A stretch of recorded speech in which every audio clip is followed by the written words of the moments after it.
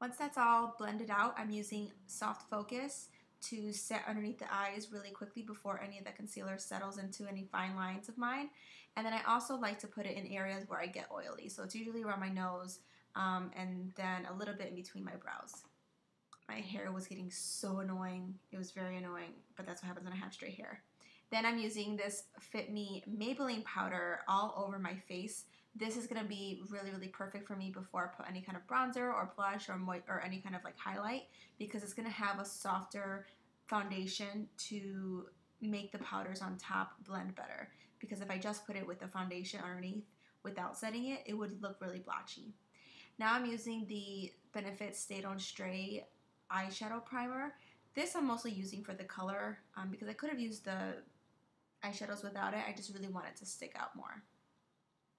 For the first eyeshadow, I'm using Woodwinked by MAC. This is one of my favorites, favorite ever. I try to recommend this eyeshadow to literally everybody who walks in the store whenever I work at and freelance at MAC, because it just has like a really beautiful like two-tone color. You can blend it out and it looks like two colors. But I'm actually going to blend it out with a color named Texture. And this is just going to be, I could have used bronzer or a deeper face powder, but I just wanted to play around with my shadows. And I'm using that to blend out the outer edges of the eyeshadow that I placed on before.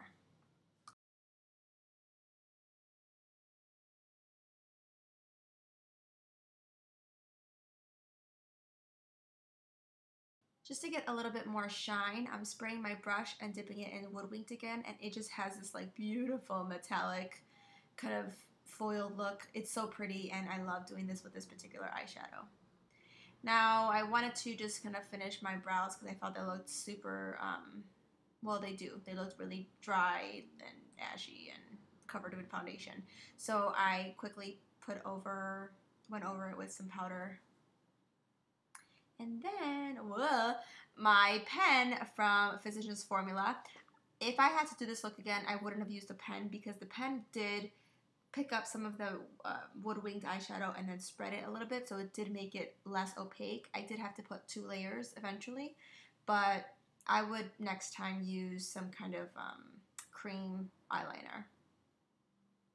But I'm just making a really medium-sized winged, nothing crazy.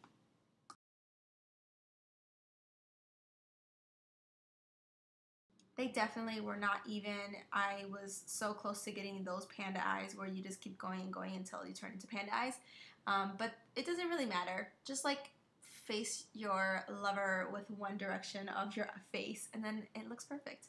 And then I'm topping off my eyes with Maybelline Falsies mascara. This is not the waterproof one. I really wanted to use the waterproof one, but I didn't want to take off the waterproof mascara when I got home, so I just used a regular one, but I do see a difference between the texture of the formula.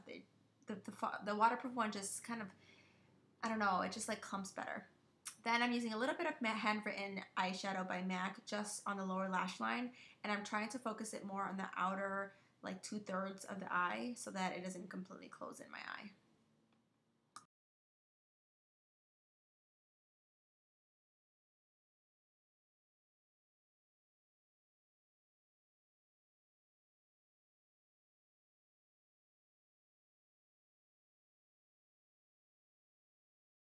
And then I'm just going to place a little bit more mascara on the bottom lashes. The camera cut off, which I didn't hear it click, so unfortunately the bronzer clip was not in there, so I apologize, but I used the NYX Matte Bronzer in Deep, which I like a lot. Then for my blush, I'm using Outlaw by Nars. I just feel like this color is really good for fall. It's very much a deeper red, reddish kind of pink, but it worked pretty good with my look this particular day. Then I'm taking the Wet n Wild bronzer in Rose Golden Goddess. I do have to say it's not as highlighty as I want it to be. It's just like a nice subtle kiss of bronze, but if you do like a more subtle highlight, this is a really good option for you because it's just like, it's so pretty, but I just kind of needed a little more and I was trying to be a little extra. So I'm using Ricepaper eyeshadow as my highlight just to add some more of that shine on my cheekbones.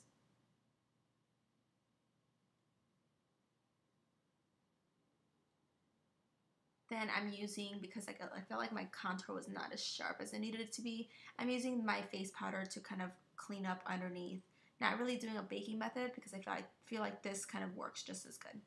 And I'm also setting my face because that foundation gets a little oily even throughout.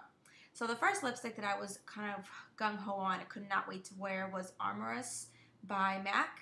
I remembered it way different. In my mind, I remembered it being deeper, a little bit more saturated, a little bit almost maroony, and it looked purple, which I love, but not for this look. So I was a little disappointed, but I found a really good alternative. This is Revlon Raspberry Bite. This is a lipstick that I've used for years. I love the way it looks. It has a really good stain power. Actually, I also love that it stains because it does stay on better.